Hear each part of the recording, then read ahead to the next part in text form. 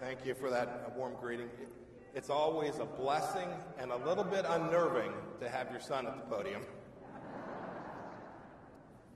Look, I look out here and I see you all. I feel really at home, and thank you for that.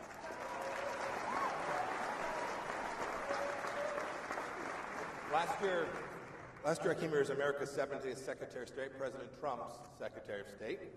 And before that, I was here as a member of Congress in South Central Kansas. Yeah, go Kansas.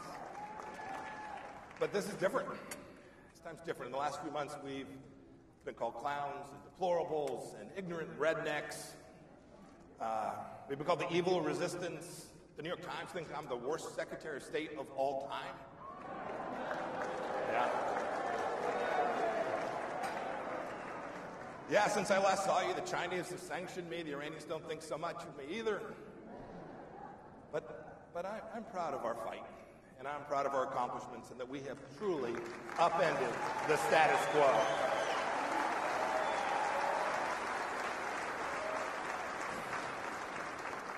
We've demonstrated enormous resistance to socialism, to the woke cancel culture. I'll talk some about that. We've resisted seeing our liberty and our freedoms slipping away. This is a noble, worthy fight, and we're in it. We fought hard. We fought for it hard on nearly every front, and we will always fight for it. I remember when they were calling us disruptors and that said they were against the establishment. We said, of course. Now I want to tell the story. I think I come by this disruption and shooting straight very naturally. In the Pompeo family, I've been compared to my grandpa. His name was Earl Mercer. Now, Grandpa Earl always said what was on his mind. He was pretty rough cut, Kansas.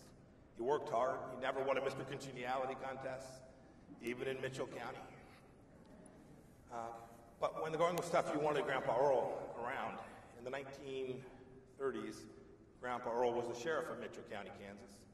Population today, a little bit less than 6,500.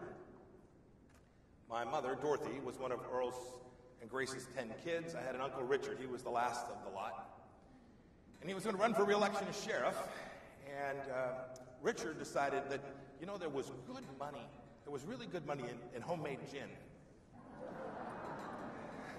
So he built a still in the basement bedroom. Everything was good. Both the campaign and the bootleg business, all good. Until a still exploded in the basement. It blew up the basement and the campaign.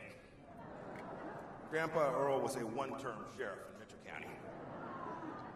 He moved his family to a little further south, where he raised my mother in Wellington, where he opened a pool hall. How's that for going from sheriff to the pool hall operator? Best chili in Kansas. I tell that story because I think there's a couple things that those of us who believe, those of us who've been part of the conservative movement for so long, can learn from this. First, he was a great sheriff, and he was regarded as such because he never tried to be anything he wasn't. He was never afraid to tell people the truth. He did what the people of Mitchell County expected of him. He respected them.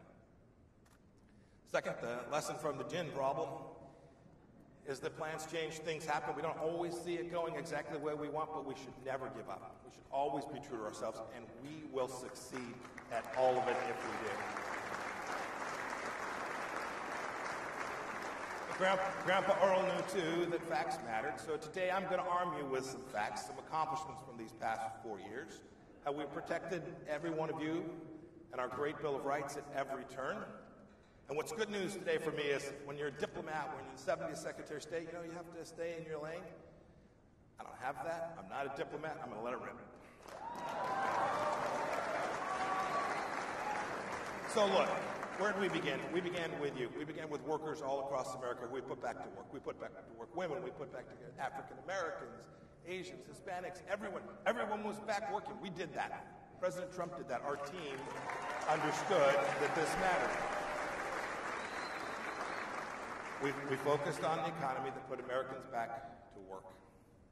We did it by also securing our borders, giving Americans the chance to make a good wage, a chance to take care of their families.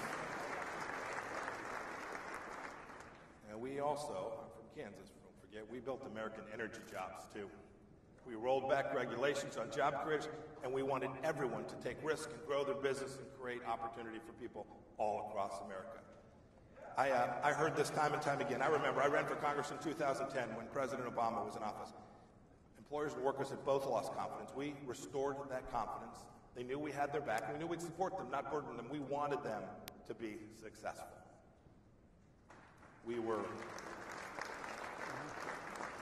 The hallmark of our work here in America was that we were bold and fearless.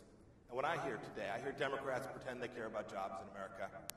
But before the seats were warm in the Oval Office, they destroyed 10,000 jobs in a pipeline.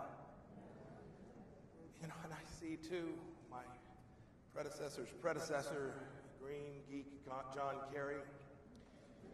Right, he thinks these folks are all going to go make solar panels.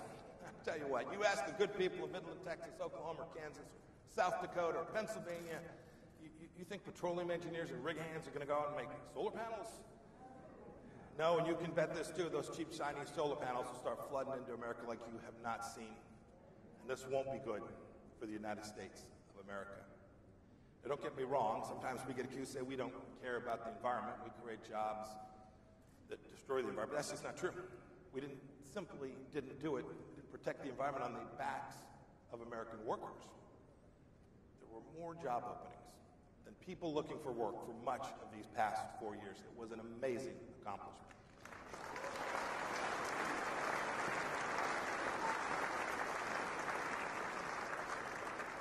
And when the Chinese wanted to come steal your job, we just said no way. 40 years, bipartisan, Democrat and Republican, 40 years of failure. Letting made in China crush us was going to stop. We demanded fair and reciprocal trade. Never forget, too, China depends more for us than we do on them. President Trump understood that, our foreign policy understood that, and we protected the American worker from the Chinese Communist Party's predation on us here in America.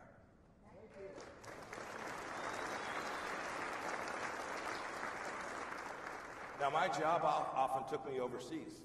We protected our freedom abroad. We kind of did it like Grandpa Earl did. We were honest, hardworking. We treated the world as it is, not as we wished it were. We weren't going to live in fantasy land. I will tell you, I walked out of some very quiet rooms in Europe.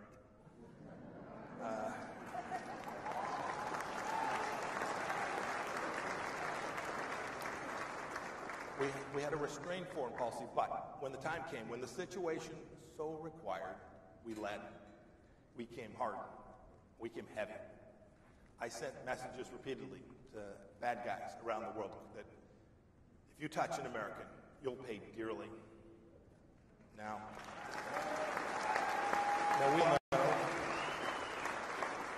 we all know that strength deters bad guys. Weakness begets war. And we want to stay out of wars. We did.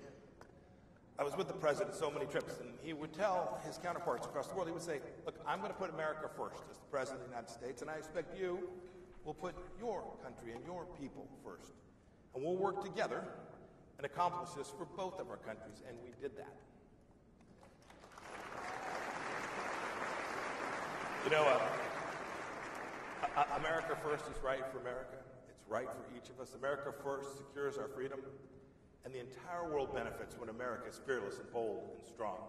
We just tick through a few ways, right? So first, we show up Paris Climate Accord. It was a job-destroying joke, so we said au revoir. Look, we all want clean air, safe drinking water, but the Paris Agreement was a fantasy for elite diplomats who just wanted to virtue signal. And when President Biden re-entered this deal, I can tell you that Xi Jinping was smiling every single minute. And the American workers lost. We, too, spent a lot of time. We defended America in the Middle East, and we defended Israel in the Middle East, too. We were told a number of things. Right? This was what establishment foreign policy meant. It says we were told that you can't sanction the Ayatollah in Iran, and you can't stop sending pallets of gas to the leadership. There'll be a war. Well, we did, and there wasn't a war.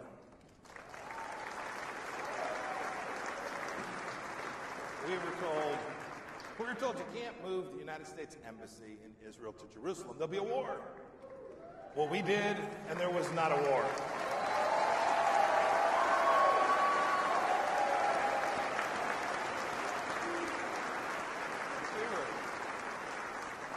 We were were told you can't allow Israel to have its rights in Judea and Samaria and the Golan Heights. There'll be war. We did that. We righted that, and there was no war.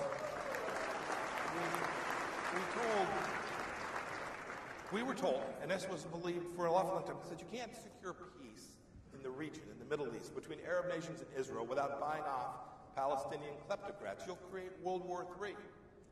But we did. The Abraham Accords forged a real peace in the Middle East.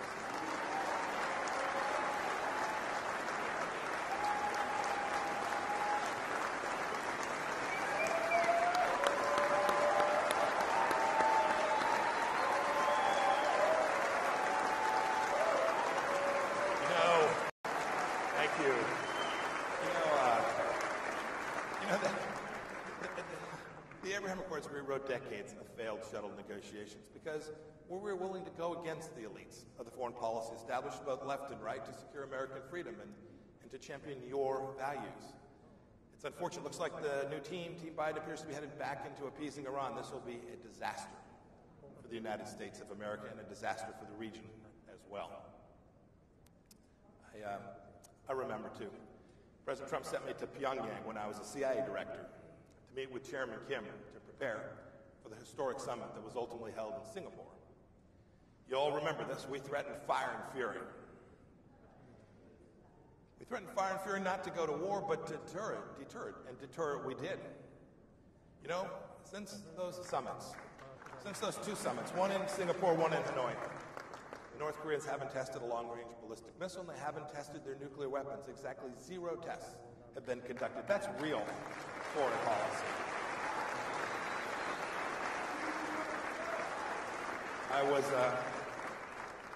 It was humbling too, because it was the second trip, I had the chance to bring home American hostages from Pyongyang, 3 men, at 3 o'clock in the morning.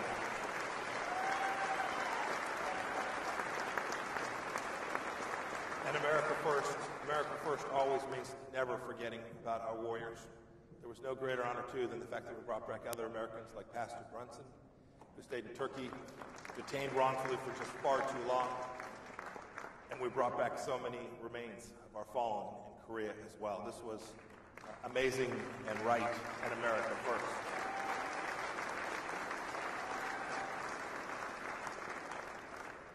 So how many of you remember Qasem Soleimani, Allah rest his soul? This was the Iranian general who was trying to cause trouble for America. He was on a mission to harm Americans, but we were a few steps ahead of him. So in the end, he didn't cause trouble for Americans or anyone else ever again.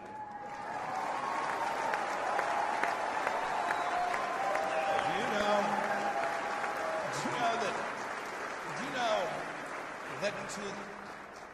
that to this day, most of the liberals and most of the folks on T-Bide still won't acknowledge that ridding the world of an America hitting terrorists was a good thing. This is fantasy. Look, we drew a red line when the Syrians gassed children and women. And we told them, don't do that again. And when they crossed it, President Trump ordered 70 plus beautiful American-made Tomahawk missiles to let them know that we weren't going to allow them to kill women and children. America first takes real courage, takes a Secretary of State willing to walk into a room and tell it like it is, and a president who will have his back. We had that. Speaking of backs, I hear President Biden saying, America's back. Back to what? So, back to pallets of cash to the Ayatollah so he can build missiles that threaten us? Back to apologizing when Iranians tell our soldiers and sailors to take to their knees at gunpoint? Back to President Biden killing pipeline? Back to all the things that put America at risk? Back to supporting a pipeline in Europe that'll create European jobs? This is not where we want to go back to any time at all. And we certainly don't want to go back to letting China have trade deals that kill our jobs right here in America. We can't afford it. It's not the right thing. and we don't have to do it. We must be bold, and we must always put America first. You know, we spent a lot of time talking about being canceled. I was really happy that this is being aired on television, not canceled, at least for the moment. We worked tirelessly with great success to deliver on our values, American values that have made this such a special, unique nation. Look, this country was built on what our founders understood and then the Bill of Rights that came behind that Constitution. They built a nation recognizing that our rights come from our Creator and not from any government. Our union becomes more perfect every time we defend our sovereignty and we defend our borders. And I'm proud that we were the most pro-life administration in the history of the United States of America.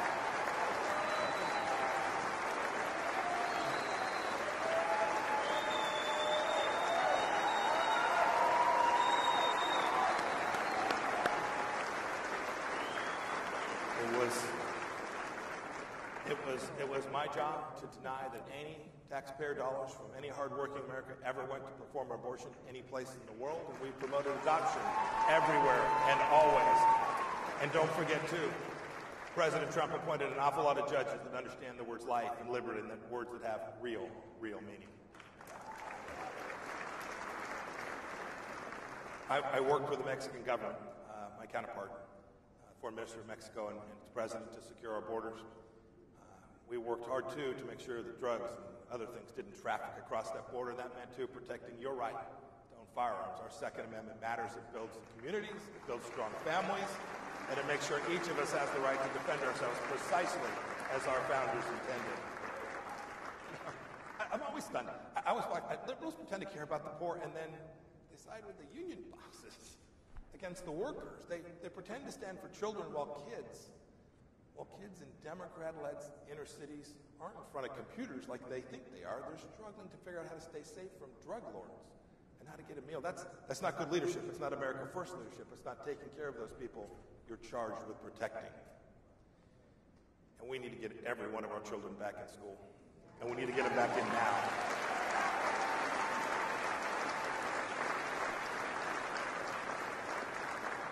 I was a soldier about 25, 30 years ago and about 100 pounds ago, too. And when I hear Democrats say they want a strong America, I know that they are working to undermine it. Sadly, mark my word, they're going to gut the defense budget that we worked so hard to build. They'll do it to pay for their Green New Deal. It kind of makes me mad, right? They're going to trade Army green for AOC green. That is a bad trade.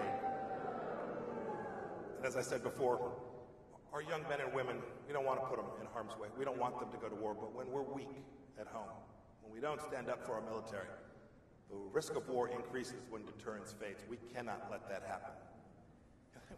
They want to defund the police while they barricade the Capitol. This is backwards. And canceling our freedom to assemble peacefully while censoring our communications online is completely antithetical to what our founders understood about America. You know, it reminds me, when I headed off to West Point, my parents couldn't afford to fly to New York. I grew up in Southern California. So they left me at the airport. My mother was happy and all kinds of feelings. She was, my mother was a cigarette-smoking high school graduate who was the most decent and toughest woman I've ever met.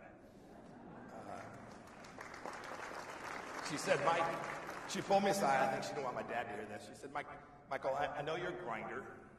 Don't ever let them wear you down. Wear them down. I've never forgotten what my mom told me that day. We'll all remember. Keep grinding, keep championing American values. One more story. The smartest, best CIA officer that I ever came to know. He worked closely with his former Army's, or his Air Force Special Operations officer. I'd ask him about someone who was working on our team, and I'd say, what do you think of him, or what do you think of her? And he'd say, love that guy, pipe hitter. You know what he meant? He meant that person got stuff done. They were a grinder. They kept banging away. You all know these 4 years are going to test us. I need each of you to be a pipe hitter. Get stuff done.